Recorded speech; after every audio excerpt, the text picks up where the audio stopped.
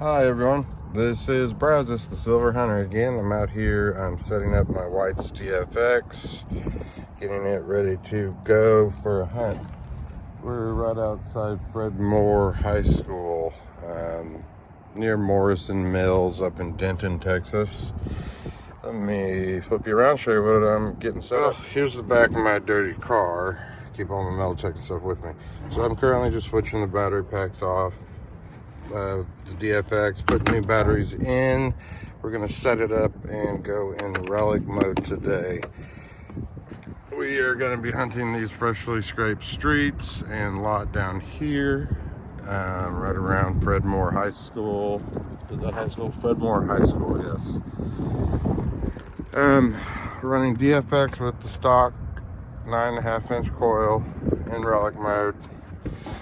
First off, we're gonna switch our battery packs out, make sure we are in. I need a GoPro, guys. I need to get a GoPro. Get this battery out. Alright. Gonna check and make sure we're at least around 13, which is real hot for a DFX. They didn't really have, I'm using Energizer Ultimate Lithiums. When these came out, they did not have that. Let me widen mode it. So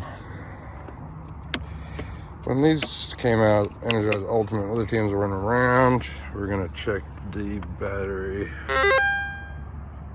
We got 14. We got fresh batteries in there. I always keep with my batteries. I've bought too many because after a while during use that the metal detector will run down to about 12.9, and I always thought that means the batteries were dying. They're not. Once I take them back out, I have so many. I've spent hundreds of dollars on Energizer Ultimate Lithiums, and I bought this handy little tool here to test them, and nearly 90% of my batteries are still good. A little change I found from yesterday. Anyways, my messy car. I'm gonna get the Whites going in Relic mode and start hunting these sidewalks and down by that scraped off lot. I will see you guys back here shortly. All right, I'm gonna get it going and set up. I got the Whites brand small headphones. I've also got these purple ones that came with the XLT. Don't like them as much. These are real loud here, real good sound producing headphones. I don't have the Gray Ghosts. My dad does, but I do not use those. They're too expensive for me. I'm working with old school technology since I cannot afford all the new stuff yet. You guys out there with the new Mind Labs and the Equinoxes and the Deuses, congratulations. I wish I had your kind of spendability. In these times right now, I don't, so I'm working with these DFXs and my XLT I keep in the car alongside with me just in case something happens. But as you can see, I am ready to go for anything. Well, you may not be able to see, but I am ready to go for anything. Got jackets, mud boots, all my trash, my battery packs, my shovels. I'm going to be using a custom shovel, handmade, modified by my father as well. Hit me up if you are interested. We may be able to get you one. My info is in my description, I believe. But yes, my info is in the description. Hit me up and I'll be able to maybe get you a shovel. But I'm going to try to teach you all about the DFX today. All right, see you soon. All right, we're going to load our program today. It's a slight modification of the Relic stock program. Let me run you through what I like to do with it. We're going to power it on. Let me zoom in so you can see. And we just go to preset programs. I have it saved in my custom down here in Park High Pro. I've got +5 on the auto track. This just can hit about 2 feet with this program. I'll go through that later. But let me show you how I set up my Relic program. We're going to ground balance it. And then we are going to here. It did not want to balance. Let's try over here.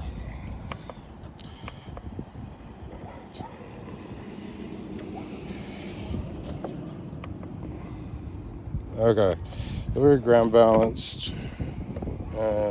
What I like to do first is go to basic adjustments, turn up my target volume to 55. We'll go down thresholds, good at 15. I like the stock 215. Audio disc, silent search off. Mix mode, I like on. We can hear everything there. AC, I like to bump it up to 68 to 70. We'll go with 70 today. DC, I like it 45. DC is your non-motion when you're pinpointing. And when it runs mix mode, you will have your DC, you'll hear it. It works in conjunction with the VCO.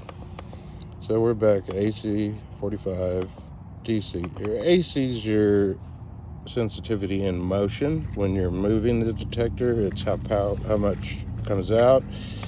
DC is when you're pinpointing, like an object. You pinpoint here, and mix mode will run that other frequency, and mix mode runs both channels simultaneously.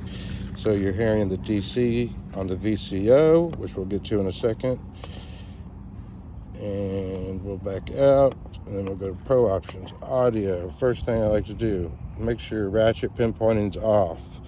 With it on, it will shrink the target for you automatically. I don't like that because I want to be able to tell if it's a Coke can.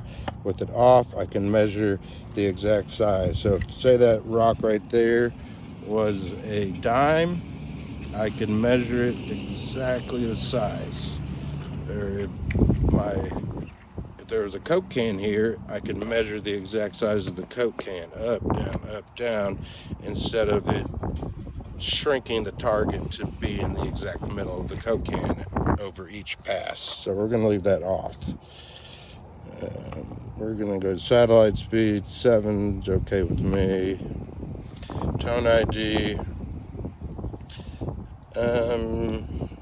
Sometimes I turn that on, sometimes I don't. I will turn it on today. VCO. You definitely always want to have your VCO. Voltage control oscillation is what it stands for. And with it will make a screaming sound when it's closer to the target, and it works great with mixed mode. Modulation on, that helps you. If you want, turn it off, but to make sure we're not catching a lot of EMI, we're going to leave it on. So if you have a 9-inch quarter, you won't hear as loud of a signal as you would a 1-inch quarter.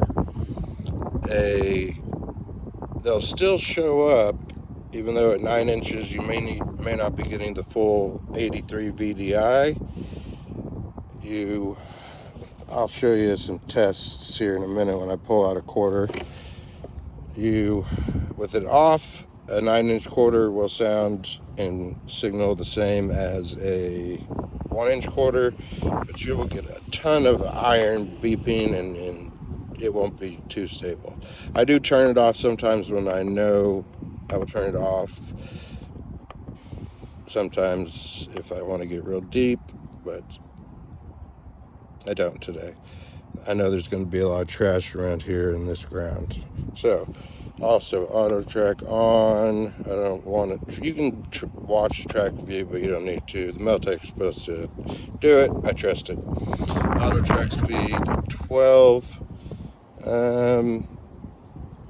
I like to turn it to 8 most of the time, and then give it a offset of about +2. But today we're going to do, we're just going to leave it at 12 and see how it works. And I will give it an offset of +1 just to start with, in case, see what happens. But I usually have it set at 8 with a +2 offset.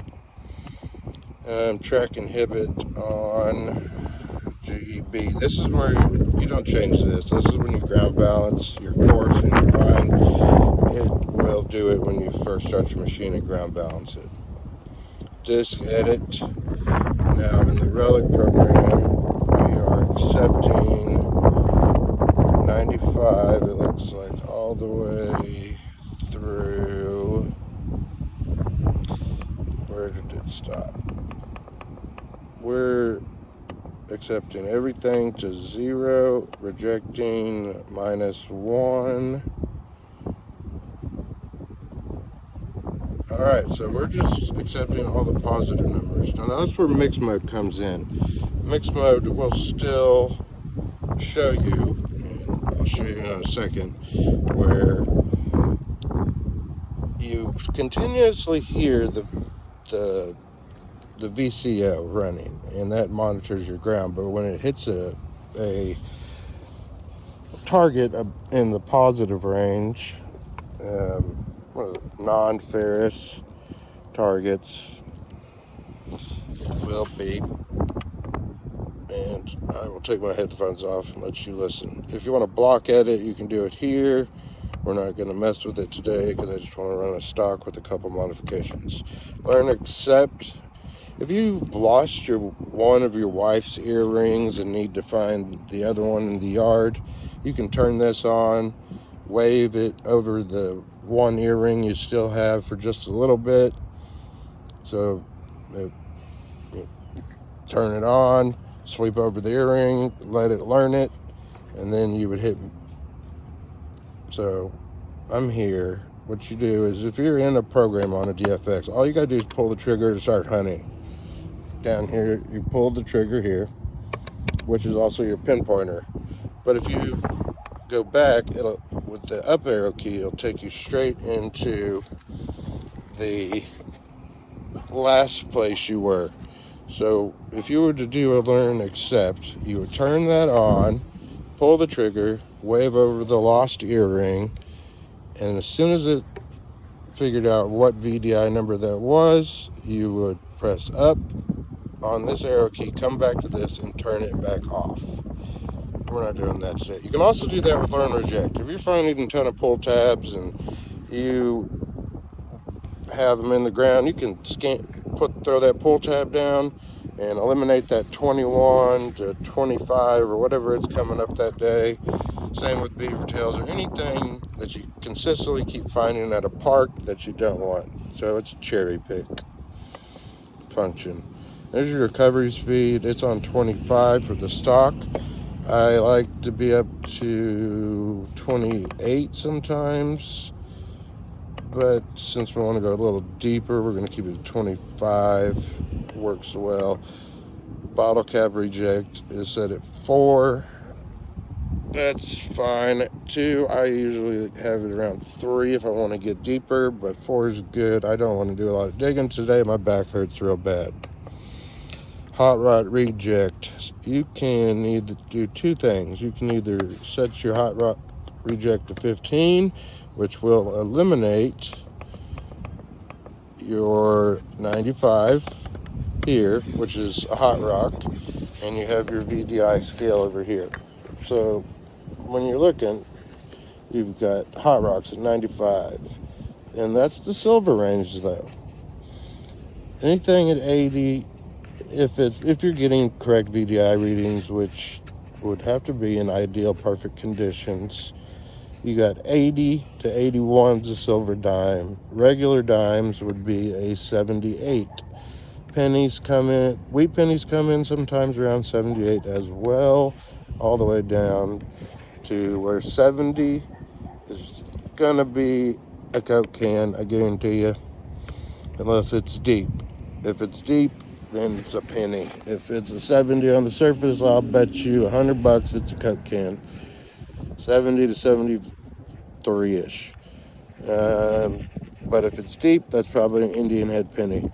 Your zinc pennies are going to run anywhere from 59 to 61. And you can even find them if they're deep zinc pennies around a 51.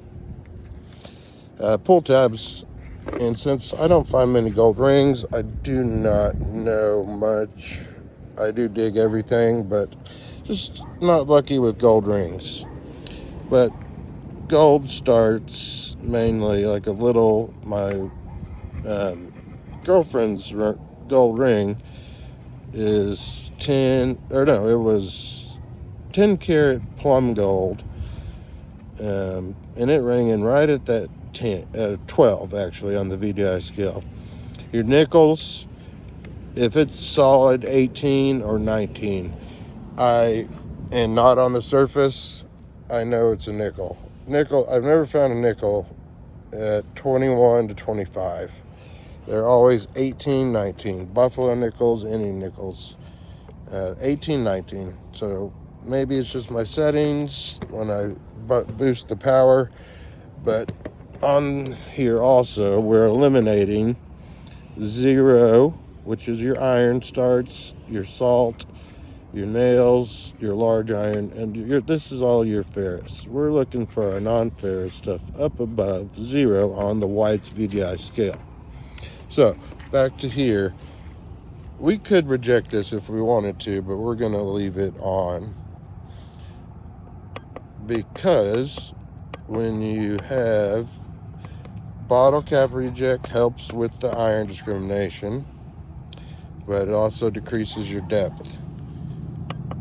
Hot rock reject, if you eliminate 95 on your discrimination manually, you can turn this down to about 10 to help with depth, but 15 takes out 95 and 94 for you.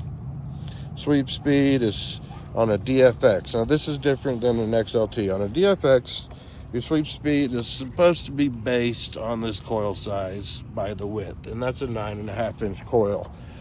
The stock program comes with a 5, and it works, and just, it's not physical sweep speed. It's how many times are you telling the machine, how many times let me get a coin out here.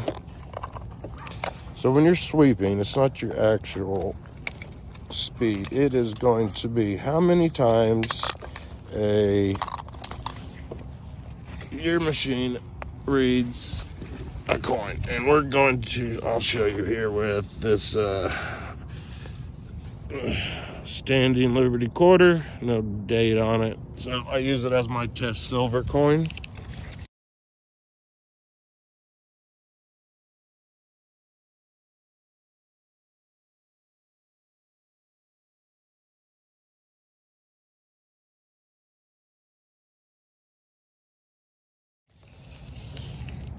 We'll get to that in a minute, but when you go over, it's how many times it's getting information back from that. 10 is what you're usually going to use if you're using a 9.5-inch stock coil. When you get to the 6x9 or double D coils that are not stock, you have to measure it correctly. It's 2 feet per second with it, and you need to calculate the change on the width of your coil. We're going to leave it at 5, and I'm going to show you why in a second. Ground filtering. Now, these filters, you've got 2 through 6. Oops, sorry. So we can go 2. 2 is going to be for high trash, low mineralization. It will get you down to those targets like these that are deep and in trash, so it can respond faster. The less of the filters there are, the faster of the response the machine can get. But you cannot, if it's very highly mineralized, you are not going to get a response back at all. 3 is my favorite Up here, I can use it in Denton, Texas. It's not too, I don't know about this dirt at all yet, but I will mess around during the hunt using 3 and 4 and maybe even drop it to 2. If you're very highly mineralized soil, there's a 5 and a 6 for extreme conditions that will help you get to that coin, but you're going to lose depth. 4 is good all around basic filter. Visual discrimination on. I'm going to turn icons on just for the fun of it. And my VDI sensitivity. I usually bump this up to 85, but today I'm not, since I'm around a lot of power lines. Anything past 85 will start to show you a VDI number with a decimal point. And I'm trying to pull my headphone cord out. All right. So, the decimal point. And we're on this quarter. Now, if you listen, all that around, that's all the mix mode. It's going to... So, we're sweeping here. We're on that quarter. Our VDI is a little high. If we take it down to 85, it's giving us just that VDI reading. And you can pump it up here and get a little more depth out of it. But let's turn that VDI down to about 82. We'll leave it there. DC phase on so I can see what the... Let's turn that on and I'll show you here. So watch this corner. We can see we're getting in the ground some hot rocks here. But if we're over the quarter, we can see we're right on it and it's in that circle right there. You hear that high-pitched tone? That's the mix mode coming in on the AC.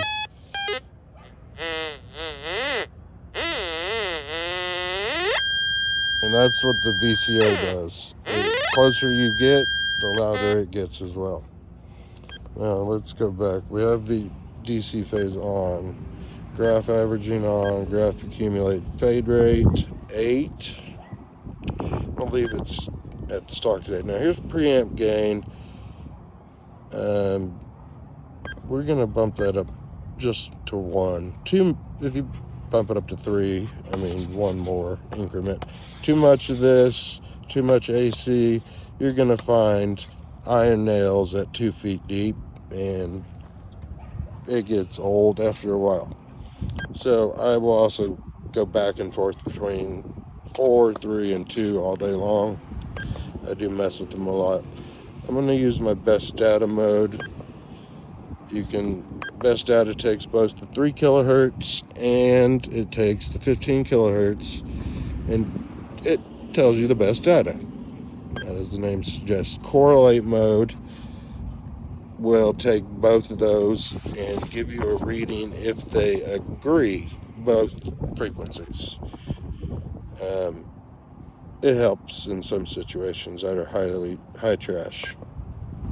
VDI normalized, since the White's XLT and then the Spectrum before that are running on this VDI scale here, they have to normalize it since those ran at a 6.59 kilohertz machine. Now this is running at 3 and 15, and those VDIs don't come back the same. So we're normalizing this VDI on the 3 and the 15 to go to the 6.59 VDI scale. Otherwise, if we had it off, we would be we have a quarter there because we're having best data, but smaller targets and other objects deeper in the ground would be confusing all over the place.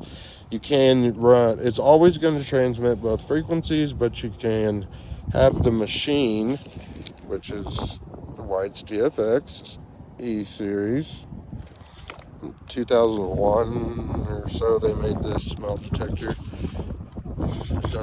Maybe 2009, I cannot remember, but you can have it only tell you if you want 3 kilohertz, which if you turn it on and pull the trigger, it's going to ask you to ground balance it again, because now it's only going to process in the 3 kilohertz mode. And then we're going to balance it here. And so now we're only running 3 kilohertz down there at the bottom. 3 kilohertz is great for silver.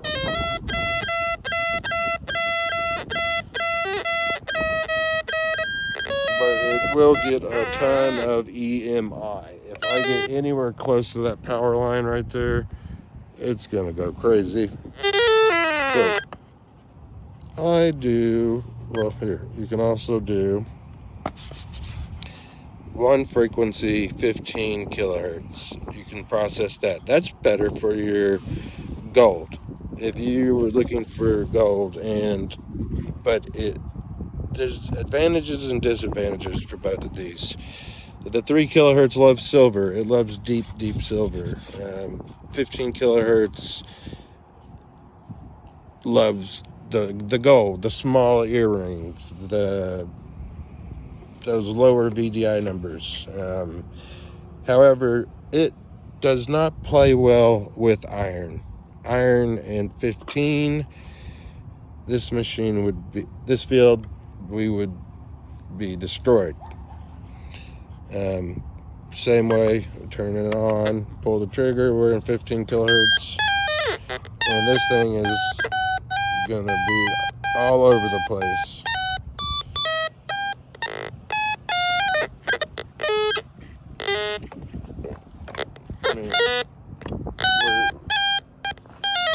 I can get a signal only about 4 inches off the ground here.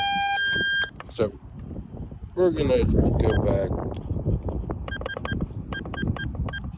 to our multi-frequency method and turn on best data.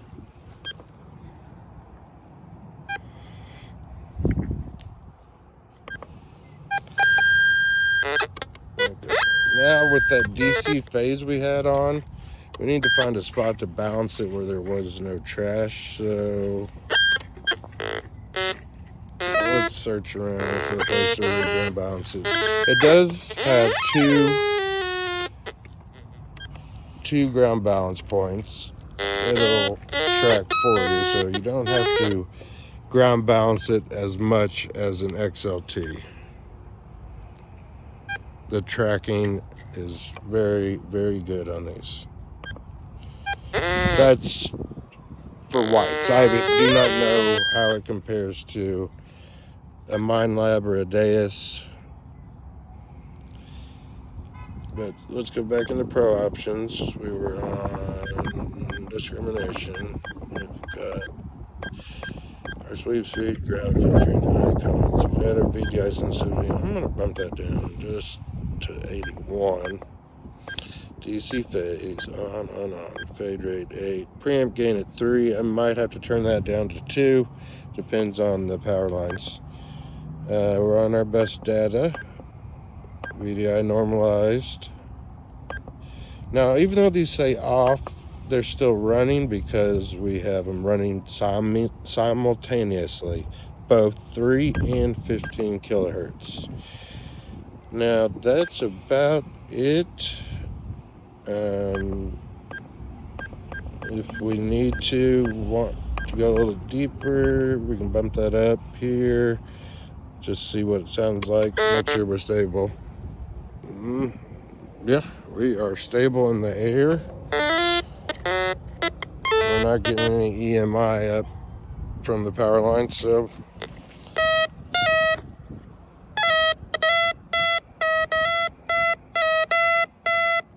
there we go. We can zoom in now.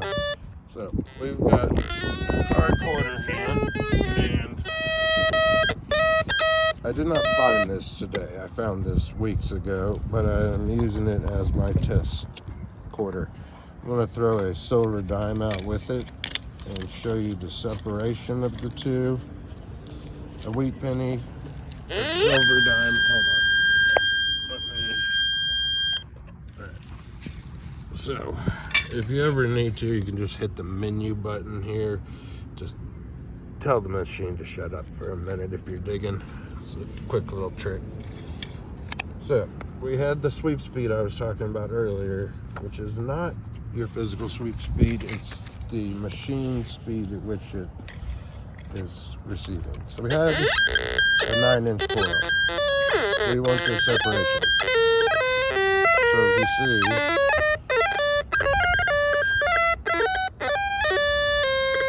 you can hear 3 beeps all in between those.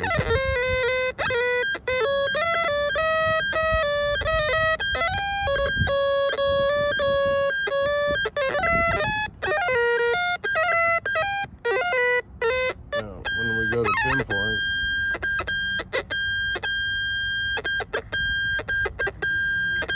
it can actually, with this 9-inch coil, get between all of those. Let me turn the volume down so you all can hear me. Now, being in mixed mode, we're always going to have a lot of noise.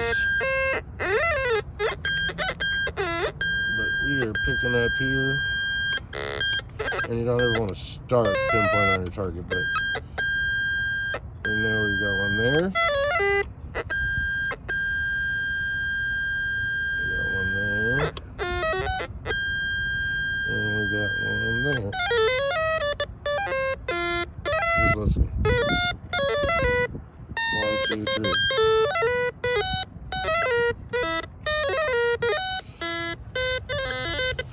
Now, let's pick up one and leave just the quarter and see how our depth is. I know I don't have it in the ground, but I mean, we can put it by where some trashy ground is. So our quarter is buried right there, guys. We are getting right there. We're at 0 inches. Let's see how we're looking. I'm still getting an 88.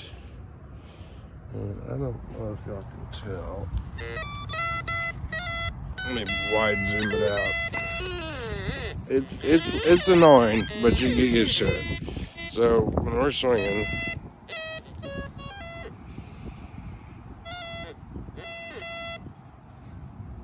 I'm not doing this very good.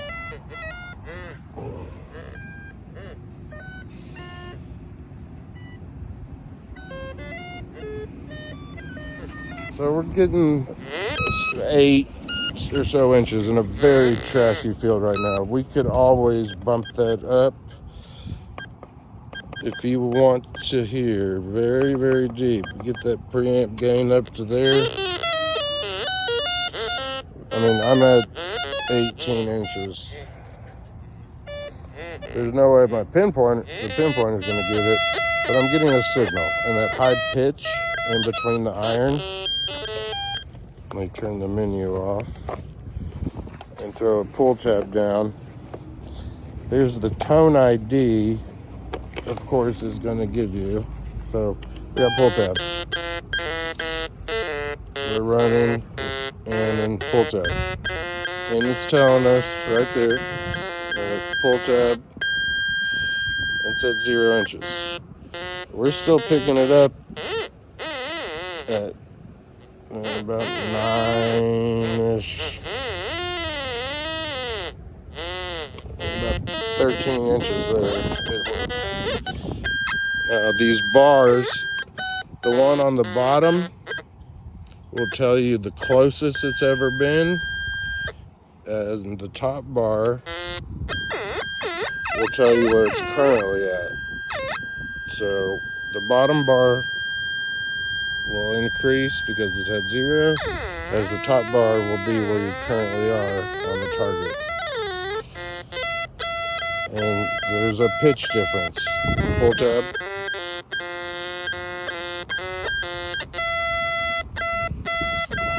Now it does sound in mixed mode like you are running your VCO the whole time, but you're listening for these. And on this quarter,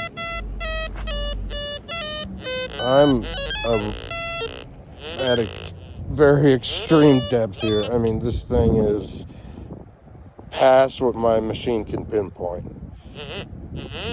We're getting 10 inches on the quarter. Well, that's the basics. And if you wanted to save that program, you could go to your custom programs and name these. And we'll go ahead and you save it here. We'll save it. And we're going to name it. We're just going to go with, use the arrow keys. Pick a R, whatever name you want. We'll go with,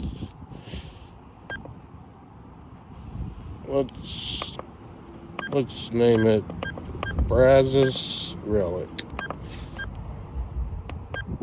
I know I can skip ahead of this, but I just want, for people who are first learning this, it's great to know because I've spent hundreds of hours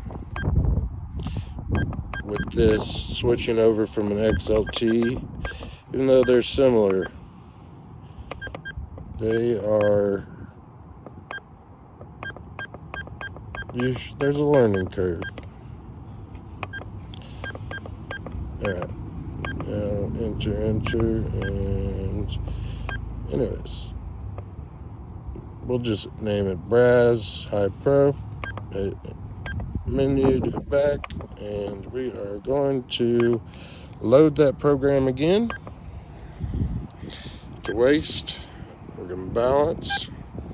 We're going to find a spot that doesn't have some iron in it and ground balance it. That one did, so I don't like that spot. Let's rebalance it here.